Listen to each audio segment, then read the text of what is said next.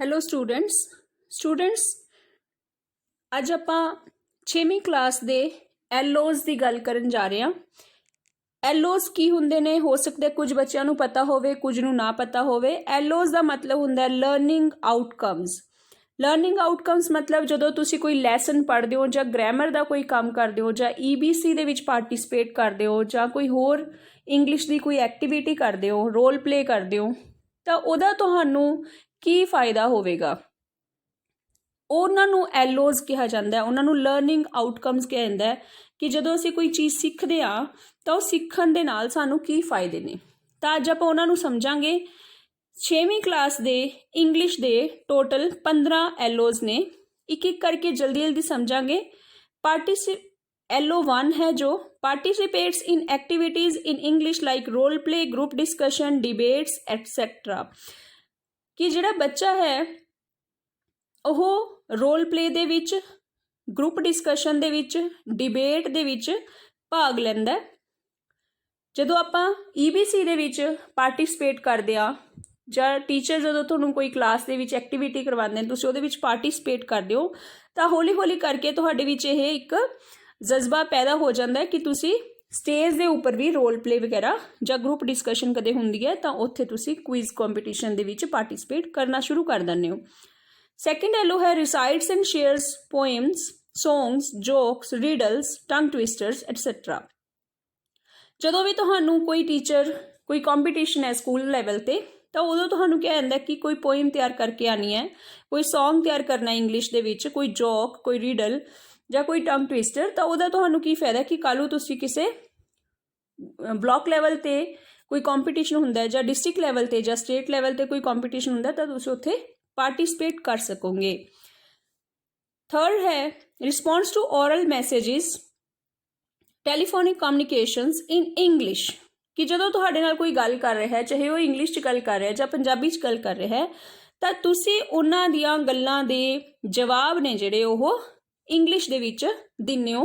ਚਾਹੇ ਉਹ ਤੁਹਾਡੇ ਸਾਹਮਣੇ ਖੜਾ ਬੰਦਾ ਜਾਂ ਫਿਰ ਉਹ ਫੋਨ 'ਤੇ ਤੁਹਾਡੇ ਨਾਲ ਗੱਲ ਕਰ ਰਿਹਾ ਹੈ ਤਾਂ ਤੁਸੀਂ ਉਹਨਾਂ ਦੇ ਜਵਾਬ ਇੰਗਲਿਸ਼ ਦੇਣ ਲੱਗ ਜਾਂਦੇ ਹੋ। ਇਹ ਕਦੋਂ ਆਊਗਾ? ਜਦੋਂ ਤੁਸੀਂ EBC 'ਚ ਬਾਰ-ਬਾਰ ਪਾਰਟਿਸਿਪੇਟ ਕਰਦੇ ਰਹਿੰਦੇ ਹੋ। ਨੈਕਸਟ ਹੈ ਫੋਰਥ ਐਲਓ ਹੈ response to announcements and instructions made in class, school assembly, railway station and in other public places. ਬੱਚੋ ਜਦੋਂ ਤੁਸੀਂ ਕਲਾਸ ਦੇ ਵਿੱਚ ਟੀਚਰਸ ਜਿਹੜੇ ਇੰਗਲਿਸ਼ ਟੀਚਰਸ ਨੇ ਉਹ ਤੁਹਾਨੂੰ ਇੰਗਲਿਸ਼ ਦੇ ਵਿੱਚ ਪੜ੍ਹਾਉਂਦੇ ਨੇ ਜਾਂ ਫਿਰ ਤੁਸੀਂ ਲਿਸਨਿੰਗ ਐਕਟੀਵਿਟੀਜ਼ ਕਰਦੇ ਹੋ ਤਾਂ ਤੁਸੀਂ ਇੰਗਲਿਸ਼ ਦੇ ਨਾਲ ਰੂਬਰੂ ਹੁੰਦੇ ਹੋ, ਇੰਗਲਿਸ਼ ਨੂੰ ਸਮਝਣਾ ਸ਼ੁਰੂ ਕਰਦੇ ਹੋ। ਤਾਂ ਉਹਦੇ ਨਾਲ ਤੁਹਾਡੇ 'ਚ ਕੀ ਫਰਕ ਪਏਗਾ ਕਿ ਜਦੋਂ ਤੁਸੀਂ ਕਿਸੇ ਰੇਲਵੇ ਸਟੇਸ਼ਨ 'ਤੇ ਖੜੇ ਹੋ ਜਾਂ ਕਿਤੇ ਵੀ ਬਾਹਰ ਖੜੇ ਹੋ ਸਕੂਲ ਤੋਂ ਜਾਂ ਕਲਾਸ ਦੇ ਵਿੱਚ ਵੀ ਟੀਚਰ ਤੁਹਾਨੂੰ ਕੋਈ ਗੱਲ ਇੰਗਲਿਸ਼ ਦੇ ਵਿੱਚ ਕਹਿੰਦੇ ਨੇ ਤਾਂ ਤੁਹਾਨੂੰ ਸਮਝ ਆਉਣੀ ਸ਼ੁਰੂ ਹੋ ਜਾਂਦੀ ਹੈ ਜੇ ਤੁਸੀਂ ਕਲਾਸ ਦੇ ਵਿੱਚ ਅਟੈਂਟਿਵਲੀ ਸਮਝਦੇ ਹੋ। ਤਾਂ ਇਹ ਫੋਰਥ ਐਲਓ ਹੋ ਗਿਆ। ਫਿਫਥ ਐਲਓ ਕੀ ਹੈ reads a variety of text in English and identifies main ideas. ਜਦ ਤੁਸੀਂ ਕੁਝ ਵੀ ਇੰਗਲਿਸ਼ ਦੇ ਵਿੱਚ ਕਿਤੇ ਪੜ੍ਹਦੇ ਹੋ, ਆਪਣੀ ਕਿਤਾਬ ਪੜ੍ਹ ਰਹੇ ਹੋ ਜਾਂ ਫਿਰ ਕਿਸੇ ਹੋਰ ਆਪਣੇ ਭੈਣ ਭਰਾ ਦੀ ਕਿਤਾਬ ਪੜ੍ਹ ਰਹੇ ਹੋ ਜਾਂ ਲਾਇਬ੍ਰੇਰੀ 'ਚੋਂ ਕੋਈ ਬੁੱਕ ਲੈ ਕੇ ਪੜ੍ਹ ਰਹੇ ਹੋ ਤਾਂ ਉਹਦੇ ਵਿੱਚ ਤੁਸੀਂ ਇੰਗਲਿਸ਼ ਦੇ ਵਿੱਚ ਉਹਨੂੰ ਸਮਝ ਸਕੋਗੇ ਕਿ ਉਹਦੇ ਵਿੱਚ ਕੀ ਕਿਹਾ ਗਿਆ ਹੈ, ਉਹਦੇ ਵਿੱਚ ਕਰੈਕਟਰਸ ਕਿਹੜੇ ਨੇ, ਉਹਦੇ ਵਿੱਚ ਆਈਡੀਆਜ਼ ਕੀ ਨੇ, ਸੀਕੁਐਂਸ ਆਫ ਆਈਡੀਆਜ਼ ਮਤਲਬ ਪਹਿਲਾਂ ਇਹ ਹੋਇਆ ਫਿਰ ਇਹ ਹੋਇਆ ਕਹਾਣੀ ਦੇ ਵਿੱਚ। ਤਾਂ ਇਸ ਤਰ੍ਹਾਂ ਤੁਸੀਂ ਸਮਝ ਸਕੋਗੇ ਆਪਣੇ, ਤੇ ਨਾਲ ਹੀ ਤੁਸੀਂ ਆਪਣੇ ਪਰਸਨਲ ਐਕਸਪੀਰੀਅੰਸ ਨੂੰ ਵੀ ਉਹਦੇ ਵਿੱਚ ਐਡ ਕਰ ਸਕੋਗੇ, ਦੂਸਰੇ ਨੂੰ ਇਹ ਕਹਾਣੀ ਦੱਸ ਸਕੋਗੇ ਇੰਗਲਿਸ਼ ਦੇ ਵਿੱਚ ਜਦੋਂ ਤੁਸੀਂ ਰੀਡਿੰਗ ਅੱਛੀ ਤਰ੍ਹਾਂ ਕਰਨਾ ਸਟਾਰਟ ਕਰ ਦਿਓ। ਨੈਕਸਟ ਹੈ reads to seek information from notice board in newspaper, internet, tables, charts, diagrams and maps etcetera. ਜਦੋਂ ਤੁਸੀਂ ਬੱਚੋ ਕਲਾਸ ਦੇ ਵਿੱਚ ਟੀਚਰ ਜੋ ਤੁਹਾਨੂੰ ਪੜ੍ਹਾਉਂਦੇ ਨੇ ਤਾਂ ਤੁਸੀਂ ਉਹਦੇ ਵਿੱਚ ਮੈਸੇਜਿਸ ਵੀ ਪੜ੍ਹਦੇ ਹੋ, ਲੈਟਰਸ ਵੀ ਪੜ੍ਹਦੇ ਹੋ, ਹੈ ਨਾ। ਤਾਂ ਬਹੁਤ ਕੁਝ ਤੁਹਾਨੂੰ ਟੀਚਰਸ ਪੜ੍ਹਾਉਂਦੇ ਨੇ ਤਾਂ ਉਹਦੇ ਵਿੱਚ ਤੁਸੀਂ ਇੱਕ ਇੱਕ ਚੀਜ਼ ਨੂੰ ਅੱਛੀ ਤਰ੍ਹਾਂ ਗ੍ਰਾਮਰ ਦੇ ਵਿੱਚ, ਰਾਈਟਿੰਗ ਸਕਿੱਲ ਨੂੰ ਖਾਸ ਕਰਕੇ ਅੱਛੀ ਤਰ੍ਹਾਂ ਸਮਝਦੇ ਹੋ ਤਾਂ ਤੁਹਾਨੂੰ ਨੋਟਿਸ ਬੋਰਡ ਦੇ ਉੱਪਰ ਜਾਂ ਨਿਊਜ਼ਪੇਪਰ ਦੇ ਵਿੱਚ ਜਾਂ ਕਿਤੇ ਵੀ ਤੁਸੀਂ ਕੋਈ ਰੀਡਿੰਗ ਪਾਰਟ ਪੜ੍ਹਦੇ ਹੋ ਤਾਂ ਤੁਹਾਨੂੰ ਉਹ ਸਮਝ ਆਉਣਾ ਸ਼ੁਰੂ ਹੋ ਜਾਂਦਾ ਹੈ ਅਤੇ ਤੁਸੀਂ ਉਹਦੇ ਵਿੱਚ ਲੱਭ ਸਕਦੇ ਹੋ ਕਿ ਕੀ ਕਿਹਾ ਗਿਆ। ਨੈਕਸਟ ਹੈ response to a variety of questions on familiar and unfamiliar texts verbally and in writing। जो ਤੁਹਾਨੂੰ ਕੋਈ ਕੁਐਸਚਨ ਪੁੱਛਿਆ ਜਾਂਦਾ ਹੈ, ਚਾਹੇ ਉਹ ਕੁਐਸਚਨ ਤੁਹਾਨੇ ਪਹਿਲਾਂ ਸੁਣਿਆ ਹੋਇਆ ਹੈ ਜਾਂ ਪਹਿਲਾਂ ਨਹੀਂ ਸੁਣਿਆ ਹੋਇਆ, ਤਾਂ ਉਸ ਕੁਐਸਚਨ ਨੂੰ ਤੁਸੀਂ ਇੱਕ ਤਾਂ ਇੰਗਲਿਸ਼ ਦੇ ਵਿੱਚ ਬੋਲ ਕੇ ਜਵਾਬ ਦੇ ਸਕੋ ਅਤੇ ਦੂਸਰਾ ਇੰਗਲਿਸ਼ ਦੇ ਵਿੱਚ ਲਿਖ ਕੇ ਵੀ ਜਵਾਬ ਦੇ ਸਕੋ। ਇਹ ਬਾਏ ਐਂਡ ਬਾਏ ਹੌਲੀ ਹੌਲੀ ਤੁਹਾਡੇ ਵਿੱਚ ਇਹ ਕਲਾ ਆ ਜਾਂਦੀ ਹੈ ਜਦੋਂ ਤੁਸੀਂ ਇੰਗਲਿਸ਼ ਦੀ ਕਲਾਸ ਦੇ ਵਿੱਚ ਅਟੈਂਟਿਵਲੀ ਬੈਠਦੇ ਹੋ ਅਤੇ ਹਰ ਜੋ ਵੀ ਐਕਟੀਵਿਟੀ ਇੰਗਲਿਸ਼ ਕਰਾਈ ਜਾਂਦੀ ਹੈ ਉਹ ਤੁਸੀਂ ਸਮਝਦੇ ਹੋ। ਨੈਕਸਟ ਹੈ ਬੱਚੋ, use synonyms antonyms appropriately deduces word meanings from clues to context while reading a variety of texts।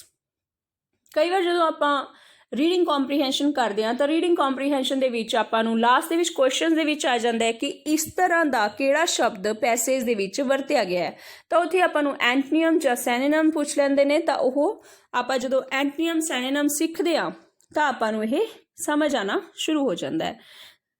Next है writes words, phrases, simple sentences and short paragraphs as dictated by the teacher।